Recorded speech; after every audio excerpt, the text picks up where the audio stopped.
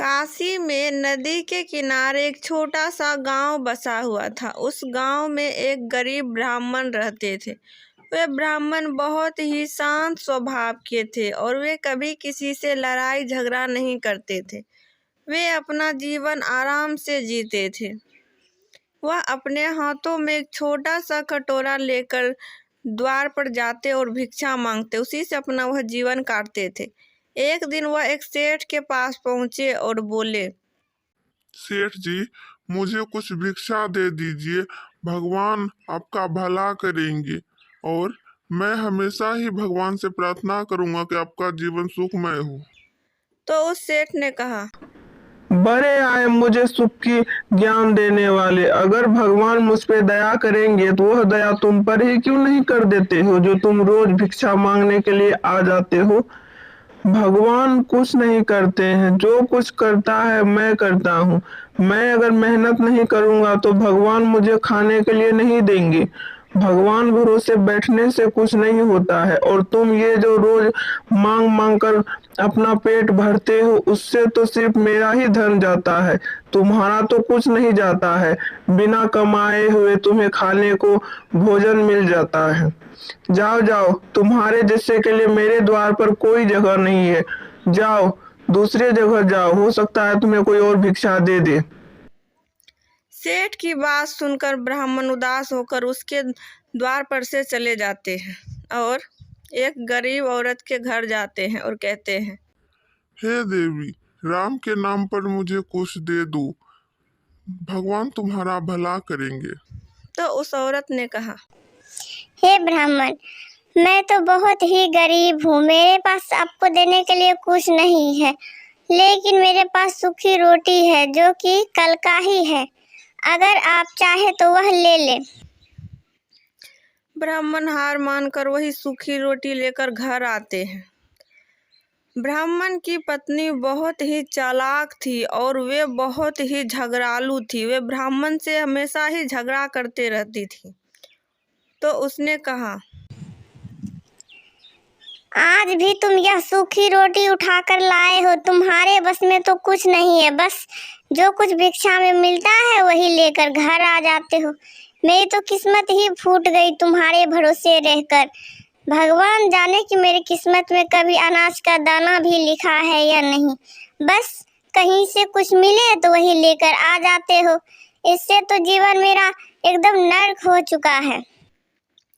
तो ब्राह्मण ने कहा, शांत हो जाओ देवी, मैं कल जाकर कुछ और लाने का प्रयास करता हूँ।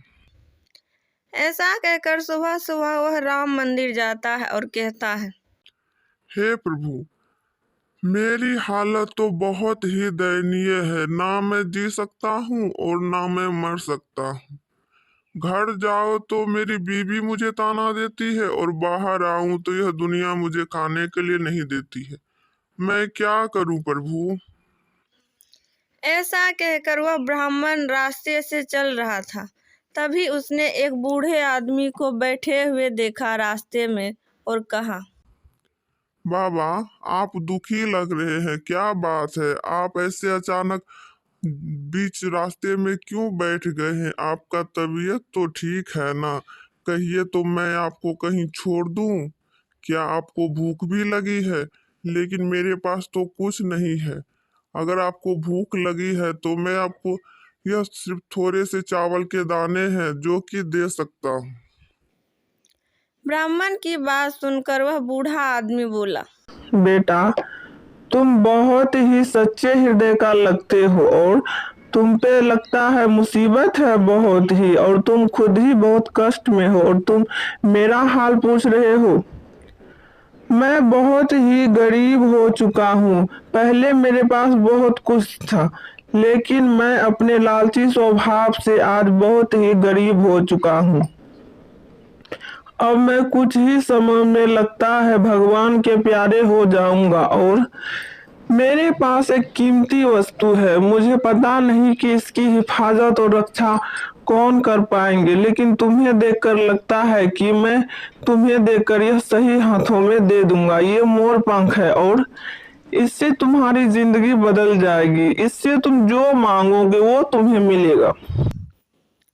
तो ब्राह्मण ने कहा, ठीक है बाबा, आपने जैसा कहा अगर यह सच हुआ तो मैं आपको बहुत बहुत धन्यवाद दूंगा।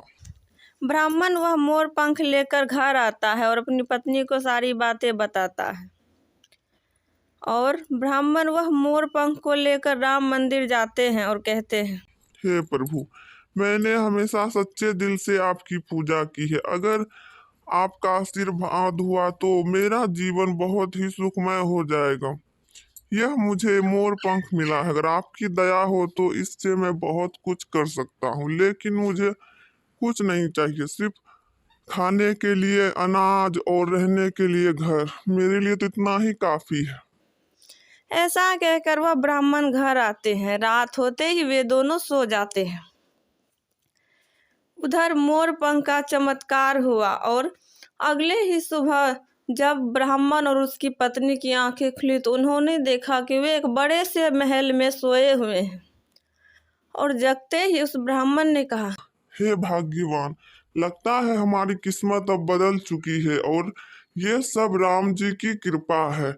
उस मोर पंख से जो चमत्कार हुआ है उसी के कारण आज हम लोग का इतना अच्छा दिन हो गया है।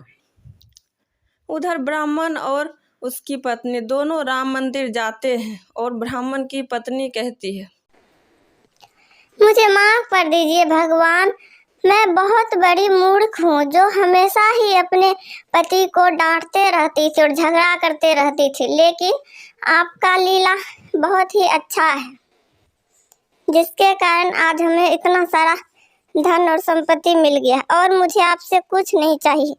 और मैंने जितना भी गलती किया है मुझे उसके लिए क्षमा कर दीजिए।